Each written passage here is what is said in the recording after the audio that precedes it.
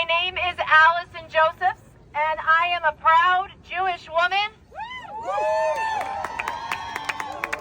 and an ashamed Columbia alumnus. Me too. I am the founder and director of a nonprofit called Jew in the City, which corrects misconceptions about Jews. And so I've come here today to correct some misconceptions that people on this campus and in the world have about Jews. We are not the white oppressor colonialists that we've been made out to be. This is just a couple Jewish stories of my husband and I who met the first day of our freshman year at Columbia University and built a beautiful life together with 4 children. At 5 years old, my mother sat my sisters and me down to tell us that life is good today, but things were good in Germany and in Spain, and every country eventually tires of its Jews, and one day this country may tire of its Jews as well.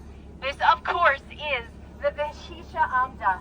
In every generation, our enemies rise up to destroy our people. This is the message that all Jewish parents say to their children, either informally or every year during the Passover Seder. My husband and I did not come from generations of privilege. My grandfather was a pogrom survivor. When he was 12 years old, some anti-Semitic neighbors in Ukraine lined his family up to see how many Jews a bullet would get through. His family escaped.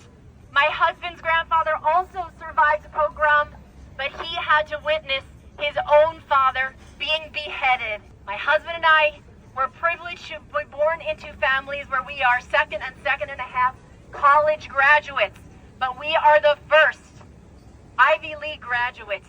That was the dream when I got the call that I had gotten in. I ran laps around my high school. I came to Columbia in the late 1990s, and it was a bastion of Jewish life. There were hundreds of Jewish students here at Shabbat services, on campus. I made lifelong friends, and yes, I met my husband here too. Don't engage. I can tell you how sick it makes me to come back to this place and see how far Columbia has fallen. I knew that something was up a couple years ago when I checked my local Jewish paper, and I saw that the admissions in our modern Orthodox paper were way down for all the Ivy League universities. I had known about quotas in the 1900s, but I sensed that quotas had come back. And I recently learned that in the 1920s and 30s, Columbia segregated its Jewish students to Cefalo Junior College in Brooklyn. They decreased their Jewish population by 1/2 to get rid of the Jews. Well, they have decreased their Jewish population again by approximately 1/2.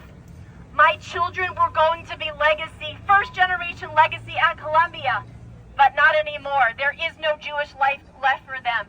They have moved their lives to Israel. They are building their lives in the ancestral Jewish homeland. And let me tell you something. I hope Columbia corrects this Jew hatred. I hope that they fix these issues, but the Jewish people are going to be okay if they don't, because we have experienced this before. We have been shut out. We have been discriminated. We have been massacred, and we move, we build, we're resilient. But what will be your legacy, Columbia University? That is the question that we all should be asking. Get on the right side of history.